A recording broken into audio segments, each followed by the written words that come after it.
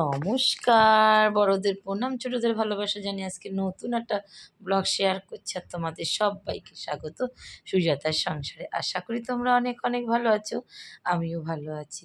আজকে তোমাদের সাথে শেয়ার করতে চলেছি 25শে বৈশাখের যে প্রথমবার শেয়ার করেছিলাম, এটা হচ্ছে সেকেন্ড পার্ট, মানে দ্বিতীয় অংশ।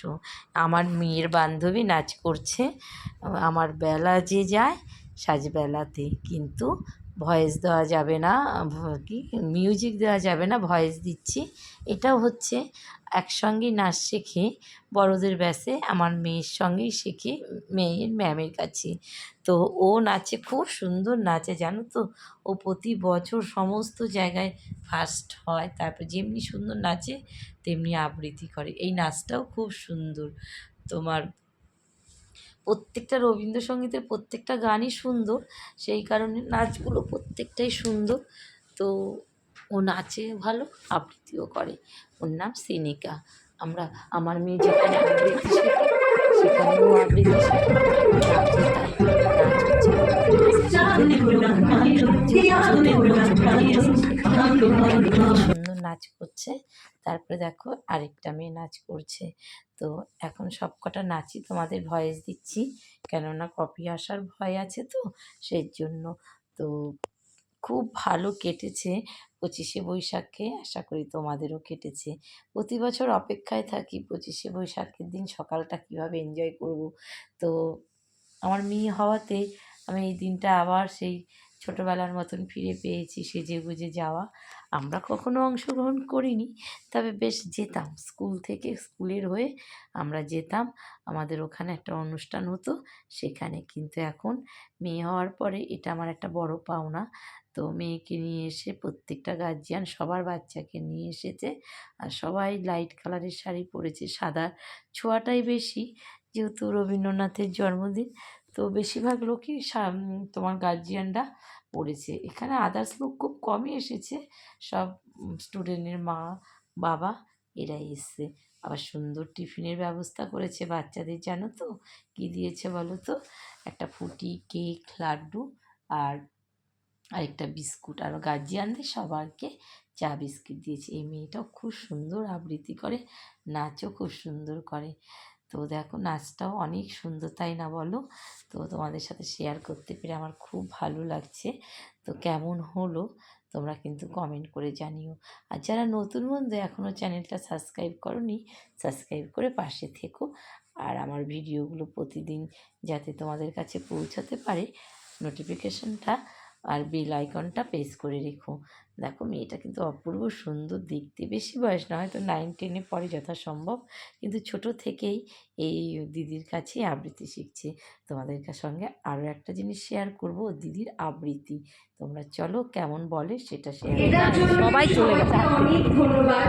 আমি সবসময় বলি শ্রুতি আমার, কিরে মামু তুই কি করছিস? দেখো সকলে শ্রুতির প্রত্যেক সদস্য, শ্রুতির সদস্যা এবং তাদের মায়েরা বাবারা যারা প্রতিদিন আসেন এবং তাদের সন্তানকে যাতে সুন্দরভাবে আবৃত্তি করতে পারে, তার জন্য এই যে তাদের প্রচেষ্টা, এটা আমার বড্ড ভালো লাগে। আমি এর জন্যই আমি যতটা না আমার বাচ্চাদেরকে ভালোবাসি, তার থেকে অনেক তাদেরকে তো ভালোবাসি, কিন্তু আমার কাছে আমার বাচ্চার মায়েরা, তাদের গার্জিয়ানরাও খুব গুরুত্বপূর্ণ। কারণ আমি মনে করি তারা যদি সঠিকভাবে লালন পালন না করে, বাচ্চার মনে কখনোই সেই সংস্কৃতি মনোভাবটা তৈরি হয় না। তাই প্রত্যেককে অনেক ধন্যবাদ। আমি আবৃত্তি করবো বলে ঠিক করিনি, কিন্তু সবাই এভাবে বলছে। যাই হোক, এই যে আবৃত্তি করছিল ওই ঠাকুরে, তার আগে কিছু বলিনি আবৃত্তিটা সম্পর্কে, কবিতাটা সম্পর্কে। মগধের রাজা বিম্বিসার তিনি বুদ্ধের উপাসক ছিলেন। বিম্বিসারের পুত্র যখন অজাতশত্রু যখন খবর দেখতে, বিম্বিসারের খবর দেখতে গেলাম না ঝাড়খণ্ডে, ওই যে পাঁচিলের মতো দিয়ে হাঁটছিলাম, ও তুই আর মামি গাড়ি বসেছি, আমি আর সবাই গেছি ঝাড়খণ্ডে বিস্কুট খাচ্ছি। প্রাণের মধ্যে মিশে থাকে।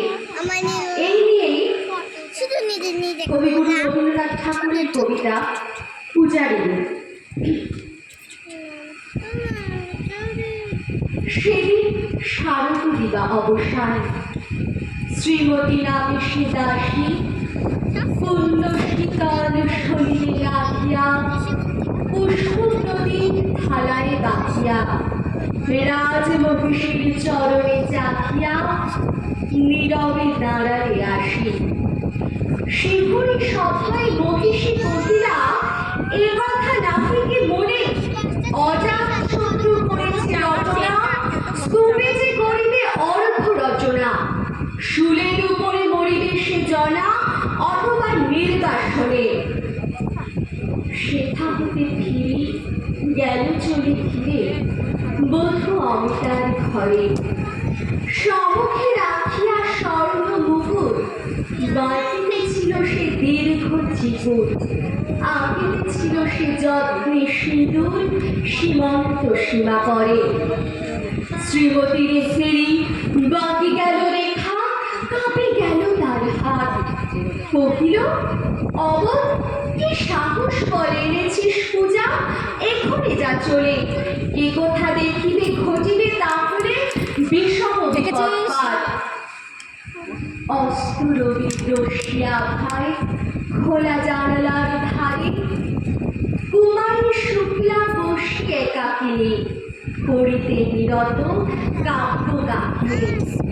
চমকে উঠিল শুনি কিঙ্কিনী, চাহিয়া দেখিল দ্বারে শ্রীমতীর ফেরি পুঁথি রাখি ঘুমে দ্রুত পদে গেল কাছে, কহে সাবধানে তার কানে কানে, রাজার আদেশ আছে কে না জানে, তেমন করে কি মরণের পানে ছুটিয়া চলিতে আছে।